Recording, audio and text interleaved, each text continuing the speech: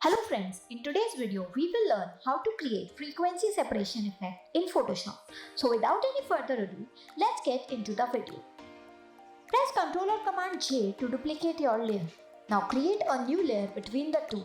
Press Alt or Option plus Delete or Backspace to fill it with white. Now go to Filter, Filter Gallery and choose Halftone Pattern. Change the pattern type to Circle, size to 12 and contrast to around 21. Hit OK. Now go to Select, Color Range. Select the black part of it and hit OK. Now enable the top layer and with the selection active, click on the Mask button. Hide this layer. Press Ctrl or Command T to adjust it and that's it. In this way, you can create this amazing effect in Photoshop.